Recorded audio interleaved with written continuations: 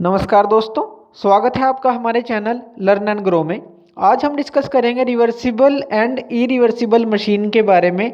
जो ये कंसेप्ट्स हैं, जो ये टर्म्स हैं, वो हम डिस्कस करेंगे लिफ्टिंग मशीन्स के बारे में। यानी कि जो लिफ्टिंग मशीन हैं उनके अंदर रिवर्सिबिलिटी या इरिवर्सिबिलिटी क्या होती है, तो उसके बारे में आज हम डिस्कस करेंगे।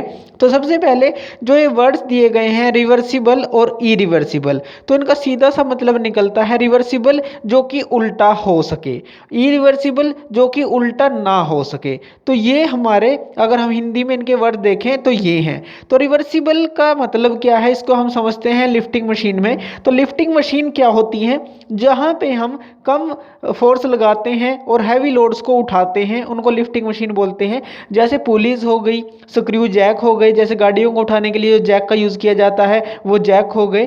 तो रिवर्सिबल और इरिवर्सिबल मशीन को हम समझते हैं विद एग्जांपल। तो रिवर्सिबल मशीन कौन सी है, आप एक एग्जांपल लीजिए। मान लीजिए एक पुली है जिसके थ्रू आपको लोड उठाना है। मान लीजिए वो लोड है W, तो ये लोड आपको उठाना है और आपने इसकी जो ये रोप है इसके ऊपर एफर्ट लगाया P।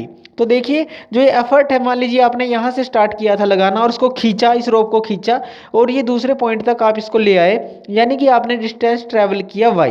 तो y आपने डिस्टेंस ट्रैवल किया जब आपने एफर्ट लगाया, 1 से 2 आप गए। और जब आपने एफर्ट अप्लाई किया तो लोड कितना लिफ्ट हुआ, ये यहाँ था स्टार्टिंग में। तो जब आपने एफर्ट अप्लाई किया 1 से 2 पे पॉइंट पे गए, तो यहाँ पे मान लीजिए यहाँ तक ये लिफ्ट हो गया। तो मान लीजिए यहाँ पहुँच गया ये और ये x लिफ्ट हुआ। तो ये x डिस्टेंस है जो लोड लिफ्ट हुआ और ये y डिस्टेंस है जो एफर्ट ने मूव किया।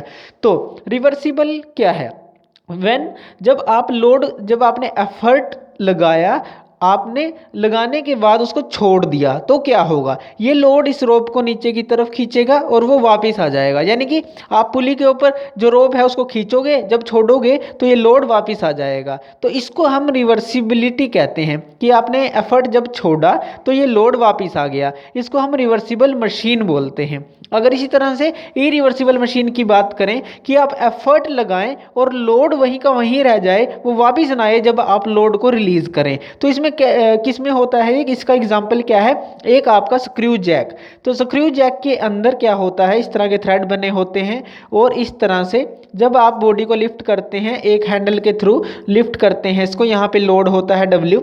तब जब आप इसको उठाते हैं तो लोड जो है ऊपर की तरफ जाता है ये इसके साथ, और जब आप इस हैंडल को रोक देते हैं, यानी कि लोड आपने रिलीज कर दिया, हाथ को छोड़ दिया, तो क्या होगा, ये लोड वहीं का वहीं रहता है, ये वापस नहीं आता। इसको बोलते हैं इरिवर्सिबल मशीन। यानी कि जब आपने लोड को एफर्ट को रिलीज किया तो लोड जो है वो वापस नहीं आएगा। तो एफर्ट हटाने से, अगर आप इसमें एफर्ट हटा देते हैं, लोड वापस आ जाता है, वापस नीचे गिरता है, तो ये रिवर्सिबल है। जब आप इसमें एफर्ट हटा देते हैं, लोड वापस नहीं आता, जहाँ पे है वो वहीं रहता है, तो इसको बोलते हैं इरिवर्सिबल मशीन। और इसको हम लॉकिंग मैकेनिज्म भी बोलते हैं। तो इसके अंदर क्या है, जो कंडीशन ऑफ इरिवर्सिबिलिटी होती है वो क्या होती है। देखिए जो इरिवर्सिबिलिटी होती है, इसके अंदर क्या होता है, जो वर्क डन होता है वो लॉस्ट होता है ड्यू टू फ्रिक्शन। यानी कि जो कुछ वर्क डन है वो हमारा लॉस्ट हो जाता है ड्यू टू फ्रिक्शन।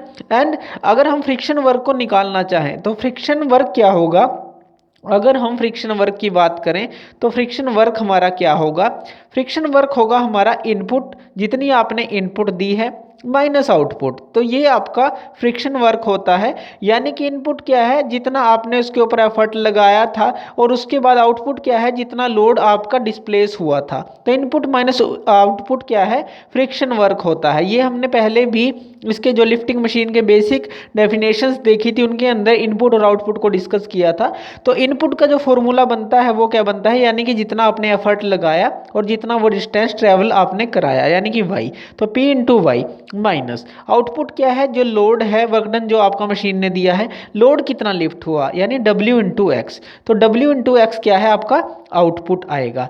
तो ये आपका आ जाता है Py माइनस WX, आपका फ्रिक्शन वर्क आ जाता है। अब देखिए जो ये फ्रिक्शन वर्क है, यानी कि Py माइनस WX है, और वर्कडन क्या है, WX है।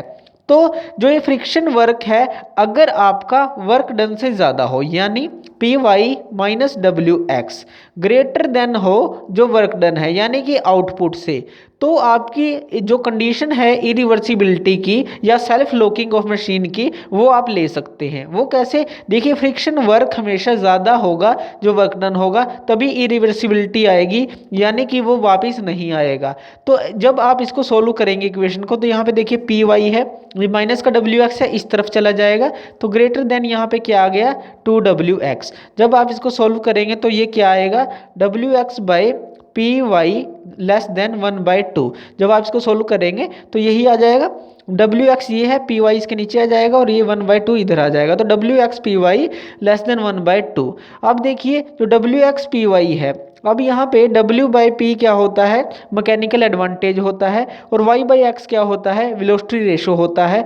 Mechanical advantage divide by velocity ratio हमारी होती है एफिशिएंसी, यानी कि इसको आप बोल सकते हैं आउटपुट और इसको आप बोल सकते हैं इनपुट। तो आउटपुट बाय इनपुट क्या होती है, एफिशिएंसी। तो एफिशिएंसी आपका यहाँ पे क्या आ गया, लेस देन 1/2, यानी कि 50% आप 1/2 जब आप सोल्व करेंगे तो 50% ये आ जाता है।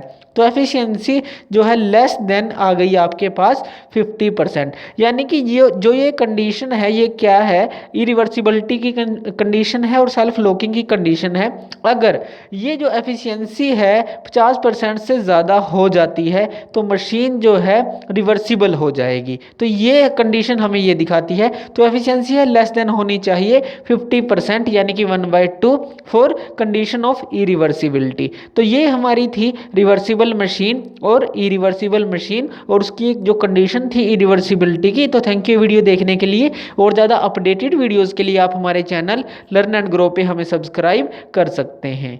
Thank you.